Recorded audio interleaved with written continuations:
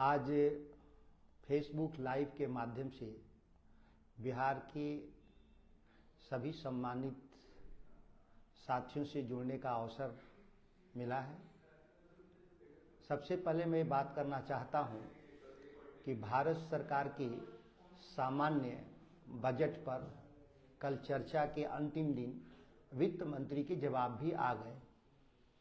सबसे दुखद बात रहा कि पूरे बजट सत्र में बिहार की चर्चा लगातार होती रही, सत्तारूढ़ दल के द्वारा भी और विपक्ष के द्वारा भी। दुखद मैंने इसलिए कहा कि 2025 में बिहार विधानसभा का चुनाव होना है और इस चुनाव के संदर्भ में भारत सरकार ने बिहार के आम लोगों को ठगने का काम किया है। एक तरह से कहें हम कड़े शब्दों में तो बिहार के लोगों के साथ फरेब हुआ है, धोखा हुआ है, ठगी हुआ है। आप पूरे इस बार के बजट को आप देखें तो बिहार का वित्त मंत्री के द्वारा 6 बार नाम लेना, जैसे कि बिहार को कोई विशेष चीज देने का वायदा की हो। अगर हम पूरे उनके 6 बार की चर्चा को देखें तो बिहार को एक महत्वपूर्ण योजना नालंदा में या बिहार के किसी कोने में, जो मेरी जानकारी है कि वो राजगीर में ग्रीनफील्ड एयरपोर्ट देने की बात कही गई है। हालांकि बजट में खुलासा नहीं हुआ है कि वो बनेगा कहाँ, उसकी लागत क्या होगी, उसका डीपीआर का क्या स्थिति है, कुछ भी नहीं है।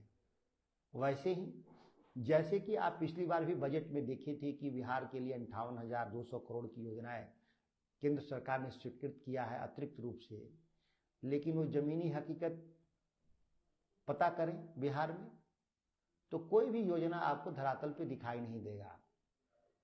इसलिए मैं चर्चा करना चाहता हूं कि इस साल भी बजट में एक तो कुछ दिया नहीं गया। अन्य राज्यों के मुकाबले में हम देखें तो जहां महाराष्ट्र को 1.5 लाख करोड़ रुपए, गुजरात को लाखों करोड़ रुपए, आंध्र प्रदेश को 2 लाख करोड़ रुपए की योजनाएं दी गई। लेकिन अगर हम पैसे के मामले में बात करें तो 6 बार के जिक्र में जो 6 चर्चाएं हुई हैं उसकी पूर्णतः लागत को अगर हम जोड़ें, जिसकी चर्चा नहीं है, आप बजट को ठीक से उठाकर देख लें, उसमें कोई भी लागत का जिक्र नहीं है। लेकिन सामान्य तौर पे 15,000 करोड़ से ज्यादा की लागत नहीं आएगी, जिसमें 10,000 करोड़ रुपए का लागत लगभग ग्रीनफील्ड एयरपोर्ट पे आएगा और 2-4-5,000 करोड़ रुपए की जो शैक्षणिक संस्थाओं की घोषणा हुई है वो आईवास के सिवा कुछ है नहीं। उसमें मात्र जो बच्चों की जो पढ़ाई होगी उसके बारे में सबको जानकारी है, कितनी सीटें होती हैं। इस विषय पर मैं बाद में आना चाहता हूँ। सबसे पहले कि पिछली बार घोषणा में हुआ था कि बक्सर से भागलपुर तक हम एक्सप्रेसवे बनाएंगे 400 किलोमीटर, जिसकी लागत अनुमानतः 10,000 करोड़ रुपए होना चाहिए। आज भी उसका अलाइनमेंट तय नहीं हुआ, ना उसका डीपीआर बना, ना उसका टेंडर हुआ। वह जमीन पर पता ही नहीं कि योजना कहाँ चली गई। केवल पिछले ही साल का नहीं मैं कह रहा हूँ, आप 2016 में दरभंगा में एम्स बनाने की भारत सरकार ने बजट में घोषणा किया था। आज 9 साल बीत जाने के बाद दरभंगा में एम्स का निर्माण नहीं शुरू हुआ। तो इस तरह के जो हवाई जो घोषणाएं केंद्र सरकार के द्वारा की जा रही हैं, एक सबसे बड़ा दुखद है कि बिहार के साथ जो नाइंसाफी, धोखा, इससे बड़ा नहीं हो सकता। हम आना चाहते हैं कि बिहार को विकास के लिए क्या चाहिए। हम लोगों का लंबे समय से राबड़ी देवी जी जो मुख्यमंत्री थी उस समय सर्वदलीय एक बैठक के जरिए और सर्वदलीय प्रतिनिधिमंडल के जरिए भारत सरकार के सामने एक मेमोरेंडम पेश हुआ था कि बिहार झारखंड के बंटवारे के बाद बिहार के विकास के लिए विशेष राज्य का दर्जा दिया जाना चाहिए और दर्जा के साथ एक विशेष पैकेज होना चाहिए। लेकिन विशेष राज्य का दर्जा पर नीतीश कुमार सहित कई लोगों का मतभिन्नताएं रहा भारत सरकार से, लेकिन सत्ता के लोभ में नीतीश कुमार सटे रहे भाजपा के साथ दिल्ली में, लेकिन बिहार को विशेष राज्य का दर्जा नहीं मिला। लेकिन विशेष पैकेज से कौन रोक रहा है भारत सरकार को देने के लिए?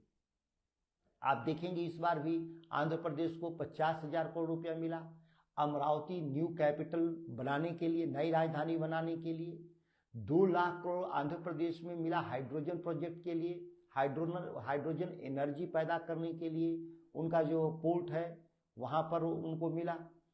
इस तरह से देखें तो महाराष्ट्र को भी मिला deep sea water mega port 76,200 crore का। इसके अलावा उनको मिला को मेट्रो कह रहे हैं बुलेट ट्रेन को चलाने के लिए। वहीं पर बिहार को क्या मिला? हमारी देश की आबादी में करीब करीब 9.7% हमारी आबादी है, 10% के आसपास की। हमारी आबादी के अनुपात में भी 10% अगर हमको मिलता तो करीब करीब हमको 1.25 लाख करोड़ रुपया मिलता, लेकिन 1.25 लाख करोड़ रुपए की जगह कितना मिला बिहार को?